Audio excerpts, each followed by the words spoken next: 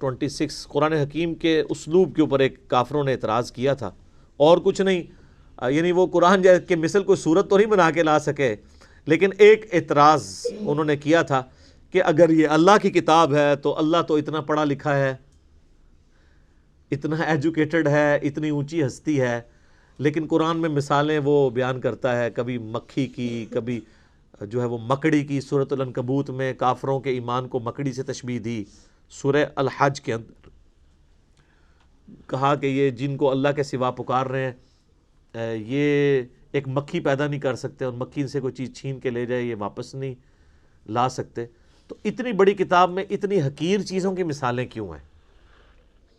تو اس قرآن کا اسلوب کہ قرآن مشکل کتاب نہیں بلکہ اتنی آسان کتاب ہے، عام انسان کے ساتھ بحث کرتی ہے۔ دیکھ لیں آپ، اس میں کوئی فلسفیانہ باتیں اس طریقے سے نہیں ہیں، موٹی موٹی باتیں ہیں۔ تو اگر یہ اللہ کی کتاب ہوتی تو بڑی مشکل ہونی چاہیے تھی، علماء سے پوچھ کے چلنا چاہیے تھا، پھر تو یہی کہتے ہیں نا۔ اور قرآن کم از کم 4 دفعہ سورۃ القمر میں کہہ رہا ہے وَلَقَدْ يَسَّرْنَا الْقُرْآنَ لِلذِّكْرِ فَهَلْ مِن مُدَّكِرٍ۔ قرآن کو ہم نے نصیحت کے لیے آسان کر دیا ہے، کوئی جو نصیحت حاصل کرے اس سے؟ تو اتنی مشکل کتاب ہونی چاہیے تھی اگر یہ اللہ کی کتاب ہے۔ تو اللہ تعالیٰ نے وہ متھ توڑی ہے، ان اللہ لا یستحیی ان یضرب مثلا ما بعوضۃ فما فوقها۔ بے شک اللہ اس بات سے شرم محسوس نہیں کرتا کہ وہ مچھر کی مثال دے یا اس سے بھی کسی حقیر چیز کی۔ کیوں؟ اللہ کا مقصد کسی کے اوپر اپنا علمی روب ڈالنا نہیں ہے، اللہ کا مقصد بات سمجھانا ہے، اور بات سمجھانے والا شخص جو ہوتا ہے نا وہ کبھی مشکل الفاظ نہیں استعمال کرتا۔ لہٰذا آپ یہ علماء کی جب ہم مشکل اردو اور ٹرمز سنتے ہیں نا، واللہ وہ اس نیت سے نہیں تقریر کر رہے ہوتے کہ انہوں نے عوام کو دین سمجھانا ہے، وہ یہ تقریر کر رہے ہوتے ہیں کہ میں اتنی مشکل ٹرمنالوجیز بول سکتا ہوں، اور پھر کہتے ہیں دیکھا جی وہ جی علامہ صاحب نے بڑے مشکل لفظ استعمال کیے۔ تو یہ علامہ صاحب نے اللہ کی سنت میں عمل نہیں کیا، اللہ کی اسی لیے تو پھر علماء کو چھوڑ گئی ہے نا پبلک۔ وہ کہتے ہیں ان کے پاس ہم ایک گھنٹہ بیٹھ کے سنتے ہیں، سمجھ نہیں آتی ہے، علی بھائی کے 5 منٹ کے کلپ میں اتنا کچھ سمجھ آ جاتا ہے۔ کیوں آتا ہے؟ عام فہم بات ہے۔ لیکن میں آپ کو مزے کی بات بتاؤں، یہ عام فہم بات کرنا یہ مشکل کام ہوتا ہے، مشکل باتیں کرنا آسان کام ہوتا ہے۔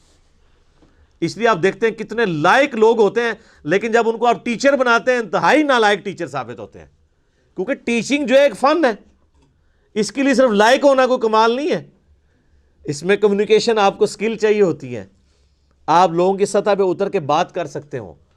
تو یہ کیپیبلٹی مشکل کیپیبلٹی ہے۔ آپ یہ نہ سمجھیے گا جو مشکل باتیں کرتا ہے وہ آسان باتیں بھی کر سکتا ہے۔ آسان طریقے سے بات کرنا یہ زیادہ مشکل ہوتا ہے، اور مشکل طریقے سے بات کرنا یہ زیادہ آسان ہوتا ہے۔ ان کی کمپیٹنسی بھی نہیں ہوتی ہے۔ تو اللہ تعالیٰ ماتا ہمارا یہ مقصد نہیں ہے کہ ہم کسی کے اوپر روب ڈالیں گے۔ یہ کہتے ہیں اللہ نے یہ مثال کیوں بیان کی ہے؟ اللہ اس بات سے حیا محسوس نہیں کرتا۔ فَأَمَّا الَّذِينَ آمَنُوا، پس جو لوگ بات مان لیتے ہیں، فَيَعْلَمُونَ أَنَّهُ الْحَقُّ مِن رَبِّهِمْ، تو وہ اس چکر میں نہیں پڑتے کہ یہ مکھی کی مثال کیوں آ گئی، یہ مچھر کی مثال کیوں آ گئی، یا میں اپنے بارے میں کرتا ہوں، میں کبھی کوئی مثال کوئی پھکی کی بات کر دی یا ٹنی کی بات کر دی تو بات سمجھانے کے لیے کوئی اگزامپل کے طور پہ بھی بات کر دی، تو جو بات ماننے والے ہیں سمجھنے والے ہیں وہ ان چکروں میں نہیں پڑتے الفاظی کے اوپر۔ وہ کہتے ہیں یہ ہمارے رب کی طرف سے سچ بیان ہوا ہے، بات وزنی ہے، اس چکر میں نہ پڑھو کہ اسلوب کیسا ہے اس کا۔ فَأَمَّا الَّذِينَ كَفَرُوا، جبکہ جو بات نہیں ماننے والے ہوتے ہیں، ہر بات میں وہ بات کی کھال اتارنے والے ہوتے ہیں، اور ان کا مقصد بات ماننا نہیں ہوتا بلکہ انکار کرنے کا کوئی بہانہ تلاش کرنا ہوتا ہے۔ فَيَقُولُونَ، تو وہ کہتے ہیں مَاذَا أَرَادَ اللَّهُ بِهَذَا مَثَلًا، اللہ کو یہ مثال بیان کر کے کیا ملا ہے، کیا ارادہ تھا اللہ کا، یہ باتیں کرنے کی کیا ضرورت ہے، کوئی مشکل باتیں ہونی چاہیے تھی۔ تو اب چونکہ یہ انہوں نے اعتراض کیا ہے غیر علمی جذباتی ڈاکٹرن کے ساتھ، لہٰذا اس کا جواب بھی اسی اعتبار سے پہلے تو دیا جا رہا ہے، یضل بہ کثیرا ویہدی بہ کثیرا۔ اللہ کا مقصد یہ ہے کہ تاکہ اس مثال کے ذریعے بہت سے لوگوں کو گمراہ کر دے اور بہت سے لوگوں کو ہدایت دے۔ مراد یہ نہیں ہے کہ قرآن کتاب گمراہی ہے، وہ تو آیا ہے قرآن میں ھدی للناس وبینات من الھدی والفرقان، یہ پوری انسانیت کے لیے ہدایت ہے، ہدایت کی روشن دلائل ہیں، اس میں حق اور باطل میں تمیز کرنے والی کتاب ہے۔ اس کتاب کا مقصد کسی کو گمراہ کرنا نہیں ہے، مقصد یہ کہ یہ الٹیمیٹلی تمہاری گمراہی کا سبب اس اعتبار سے بن جائے گی کہ تم اس کو مان کر ہدایت پہ آ جاؤ گے اور نہ مان کے گمراہ ہو جاؤ گے۔ جس طرح شیطان نے کہا تھا کہ اے اللہ اس آدم کی وجہ سے تو نے مجھے گمراہ کیا ہے، حالانکہ آدم کی وجہ سے نہیں ہوا تھا، وہ ہوا خود ہی تھا، لیکن اس نے یہ کہا کہ نہ آدم پیدا ہوتا تو نہ میرے امتحان آتا تو نہ اسرا ہوتا۔ تو انڈائریکٹلی یہ بات ادھر بھی اللہ تعالیٰ نے کہا ہے کہ اللہ تعالیٰ نے اس لیے کیا ہے کہ تم تاکہ جو ماننے والے ہیں ان کا ایمان میں اضافہ ہو جائے گا، جو نہ ماننے والے ہیں وہ گمراہ ہو جائیں گے، اور جو ماننے والے ہیں ان کو ہدایت مل جائے گی۔ اس کا یہ مطلب قطعاً نہیں ہے کہ قرآن پڑھ کے کسی کو گمراہی ملتی ہے، نعوذ باللہ من ذالک، یہ عقیدہ کفر ہے۔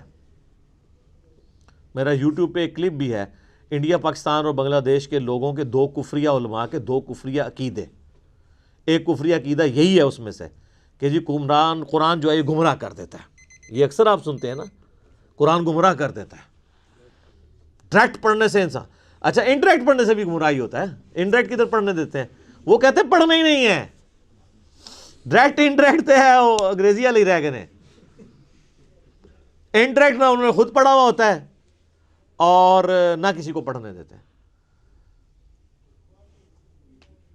وما يضل به الا الفاسقین، اور اس سے گمراہ تو نہیں ہوتے ہیں مگر وہ لوگ جو نافرمان ہیں، نافرمانی کی روش اختیار کیے ہوئے لوگ ہیں، جو جان بوجھ کے گمراہ ہونا چاہتے ہیں، وہ ان کے لیے قرآن میں پھر گمراہی ہے، کیونکہ جب وہ چاہ ہی رہے ہیں کہ ہم نے قرآن پاک میں نکالنی ہے اس قسم کی باتیں جس سے ہم قرآن سے دور بھاگیں، تو ظاہر ہے پھر قرآن پہ انہوں نے عمل کہاں سے کرنا ہے۔ حتیٰ کہ علماء یہود کے بارے میں سورہ الجمعہ میں آیا ہے کہ ان کی مثال ان گدھوں کی سی ہے، جیسے گدھے کے اوپر کتابیں لاد دی جائیں نا، اس کتاب سے وہ اکتساب نہیں کر سکتا۔ لہٰذا علماء یہود کے پاس پروفیسیز موجود تھیں ان کی کتابوں میں کہ نبی آخر الزماں آئیں گے صلی اللہ علیہ وآلہ وسلم، لیکن ان کتابوں سے انہوں نے اکتساب نہیں کیا تو برباد ہو گئے۔ تو جو کتابوں سے اکتساب کرے اس کے لیے یہ باتیں نہیں کہ وہ گمراہ ہوگا، جو کتاب ہونے کے باوجود اس میں عمل نہ کرے یا شوکیس میں بس سجا کے رکھے، پڑھی ہوں کتابیں پڑھی ہوئی نہ ہو، وہ گمراہ ہوتے ہیں۔ اسی تو ہم کہتے ہیں کتابوں کا خدا اور ہے اور بابوں کا خدا اور۔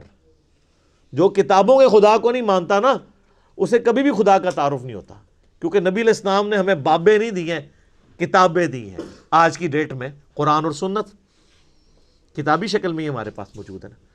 اس کے اوپر کافی اور باتیں مجھے کرنی ہیں، لیکن اب چونکہ ٹائم ختم ہو چکا ہے، اگلی دفعہ ہم اسی آیت کی جو آگے ان فاسقوں کی نشانیاں کیا ہیں جو قرآن کے ذریعے جو گمراہی کماتے ہیں، آیت نمبر 27 سورۃ البقرہ کی آن ورڈ انشاءاللہ اگلی دفعہ سٹارٹ کریں گے۔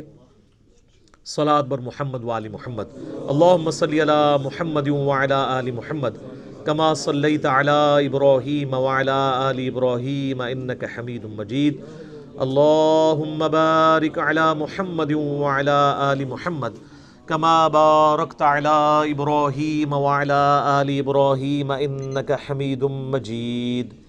اللہ تعالیٰ سے دعا ہے جو حق بات